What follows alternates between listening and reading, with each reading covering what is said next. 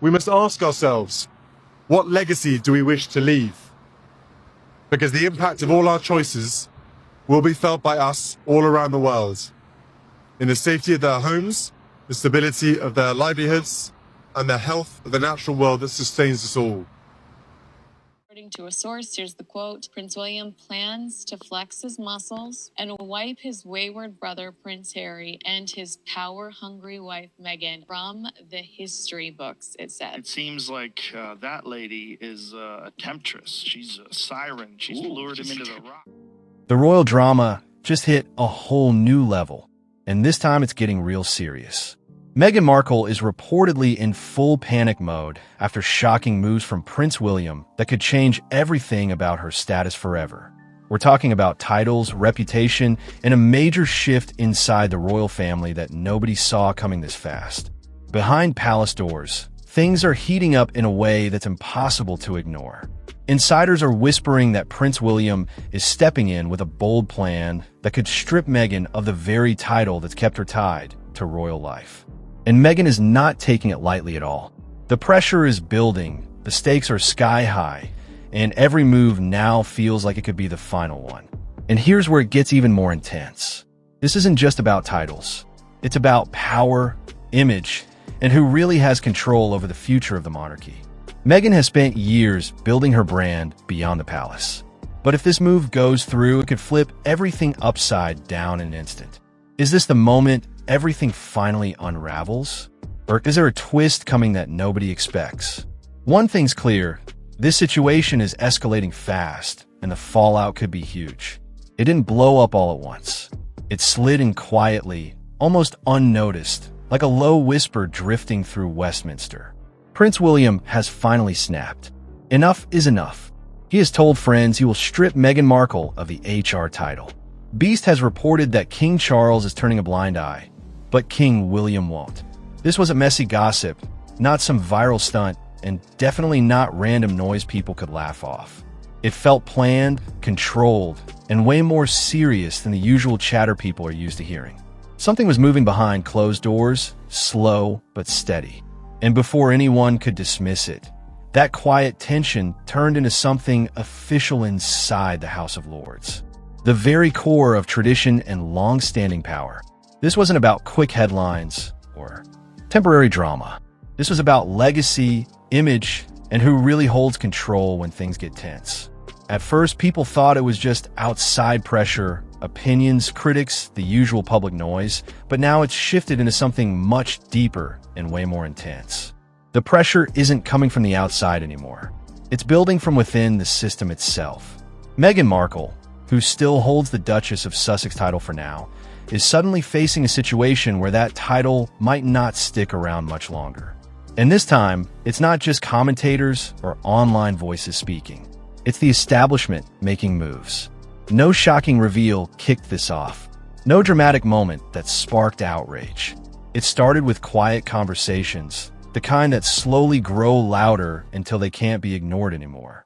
Those small discussions kept gaining momentum, spreading through powerful circles, turning into something heavier with every step. People who usually stay silent started paying attention. And once that happened, things began to shift fast. What once felt distant and unlikely now feels real and right in front of everyone. The tone has changed completely. This isn't speculation anymore. It's action.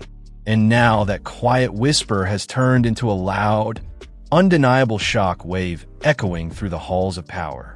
For the first time in a long while, Prince William is reportedly formulating a plan to finally strip Prince Harry and Meghan Markle of their HR titles. There are government employees that are still waiting for paychecks, back paychecks months ago. What are the odds that they're going to get paid quickly for this Harry and Meghan visit? Figures connected to Britain's aristocratic system are stepping forward with something bold, something direct, and something impossible to ignore. Many are calling this a clear challenge aimed straight at Meghan Markle. And it's not subtle at all. A real petition has officially been introduced in the House of Lords. Not symbolic, not for show, but something serious that's now part of actual parliamentary discussion. This changes everything. The idea of removing her Duchess of Sussex title isn't just something people debate online anymore. It's sitting right there on the table, being talked about in rooms where decisions actually matter. That alone shifts the entire energy of the situation. What used to sound like distant talk has now turned into something structured, something with weight, and something that could lead to real consequences. And the most intense part, this didn't need loud drama to get here. No chaos, no spectacle, just quiet strategy, careful timing, and conversations that build up until they couldn't stay hidden anymore. Now all eyes are locked in, watching closely as this situation continues to unfold. Because once something reaches this level inside those walls, it's never small. The situation has flipped in a way nobody expected, and now what once sounded like a stretch is being taken seriously in powerful circles. Conversations that used to get brushed aside are now front and center. And that shift is hitting Meghan's image hard. There are growing reports that she's continuing to present herself with strong royal ties in public. But at the same time, people are starting to question how long that image can realistically hold up.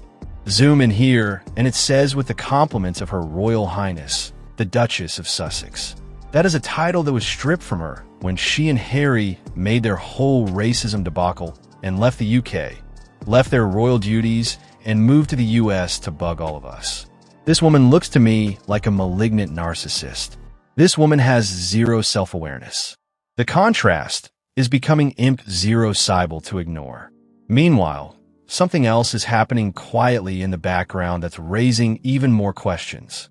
People who were once closely linked to her are reportedly starting to create distance.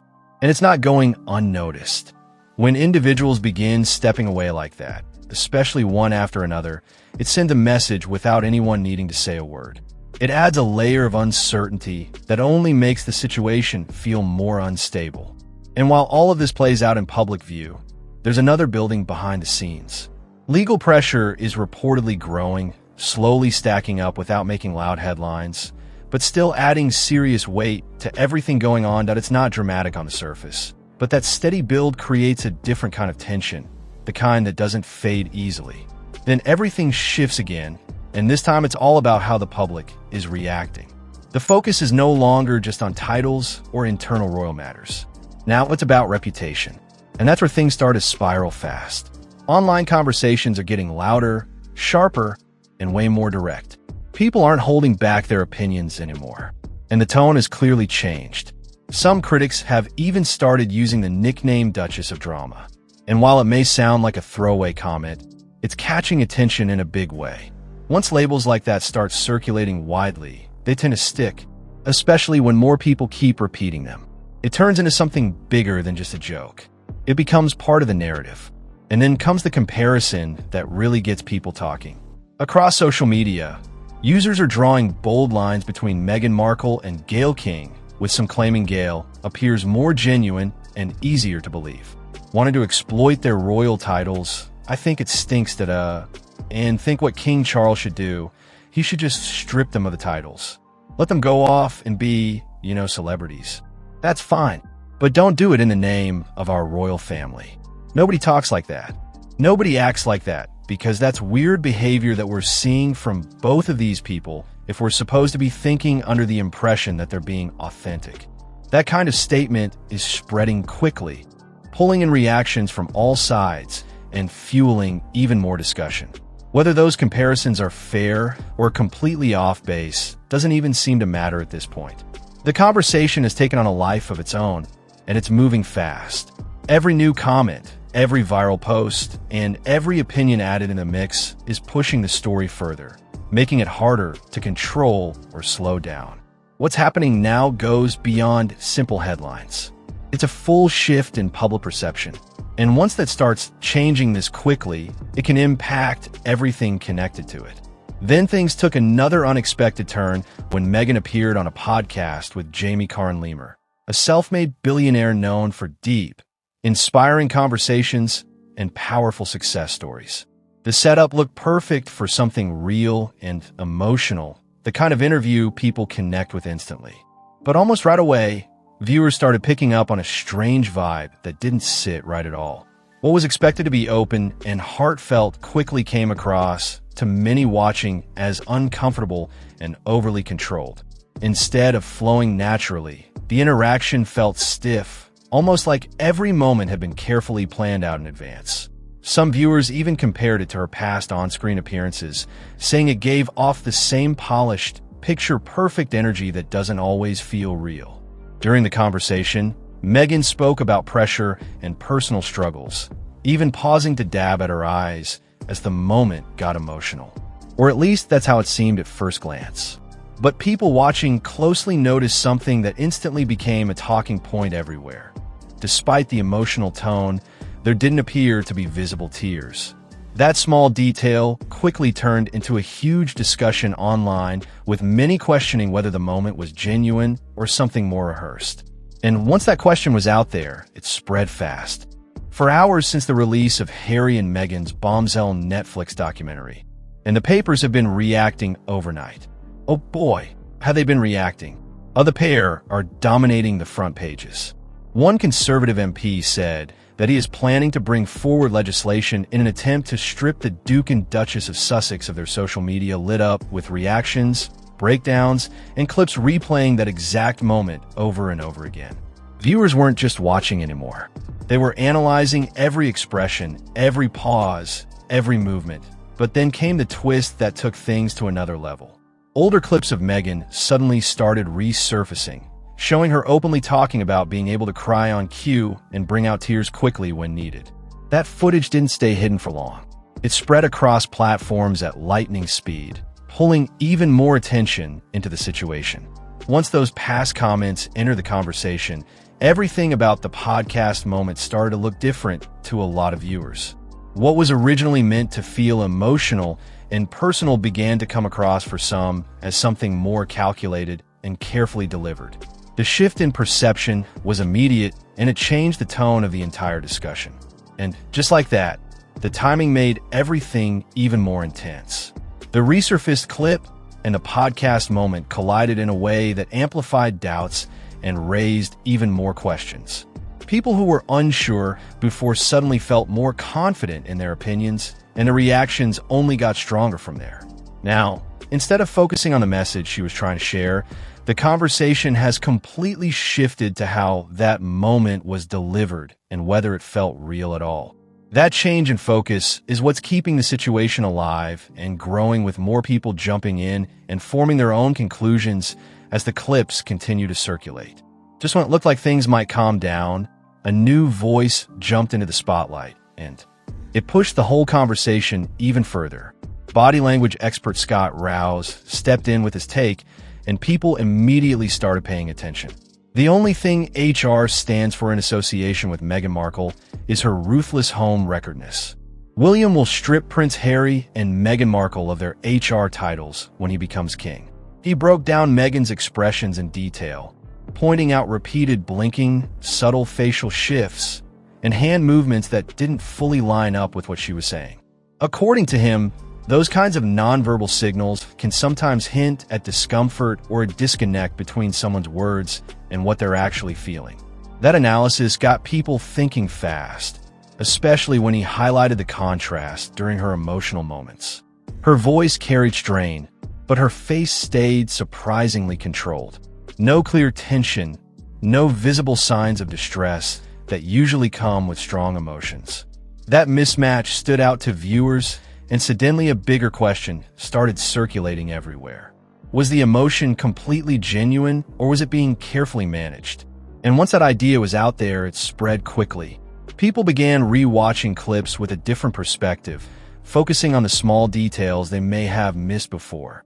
Every blink, every pause, every expression started getting picked apart, adding even more intensity to an already heated discussion.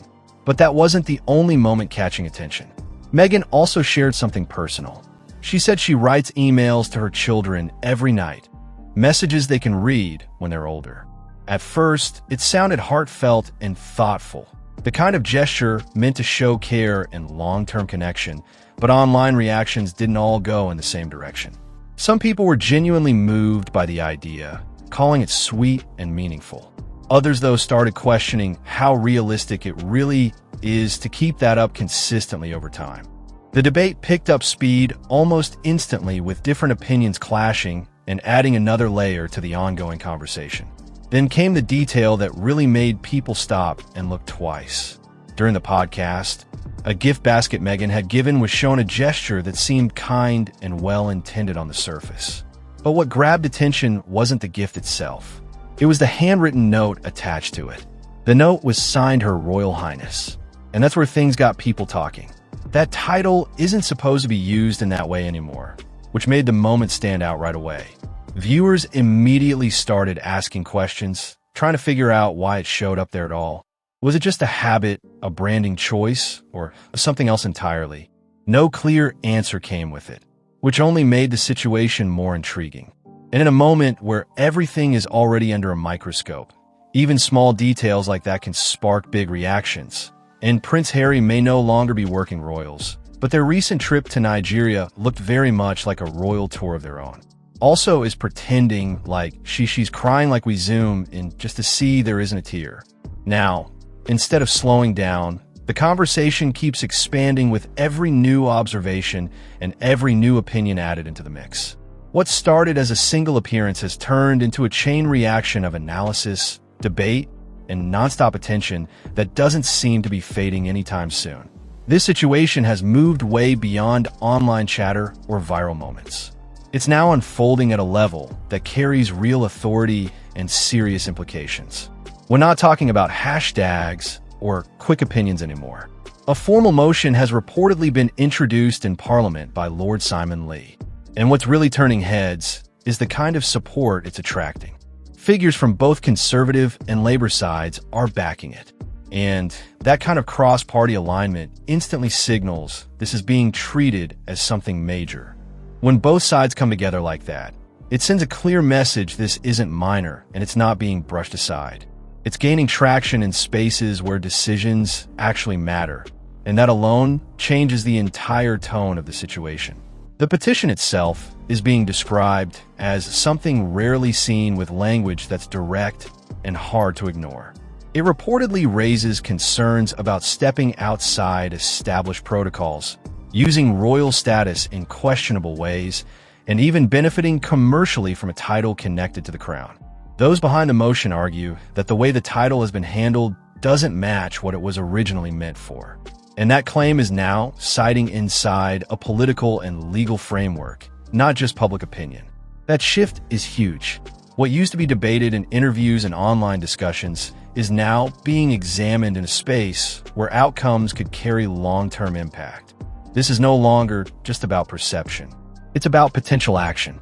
Another detail making this more intense is the sense that Parliament is stepping in after a period of silence from other areas. Some officials reportedly feel that earlier concerns weren't formally addressed, and now the situation has reached a point where it can't be ignored anymore. The kind of shift shows just how much things have escalated behind the scenes. And then there's a moment that keeps coming up in these conversations. The private trip to Nigeria involving Meghan and Prince Harry. On the surface, it may have looked like a regular visit, but certain details caught attention quickly. They appeared in formal settings, met with high-level figures, and delivered speeches that, to some observers, carried a tone similar to official royal engagements. That's where the concerns started building. Some critics felt that the line between private activity and official representation may not have been clearly maintained. And when it comes to royal titles, that distinction matters a lot. Once those concerns were added into the broader discussion, they gave even more weight to the arguments being made in Parliament. It's no longer just about isolated moments. It's about a pattern that some believe needs closer examination. All of this combined is what's pushing the situation into a completely different category. With political figures involved, formal language being used, and specific events being brought into focus, the conversation has shifted into something far more structured and far more serious than where it started. The reaction behind the scenes was just as intense as the public response, maybe even more.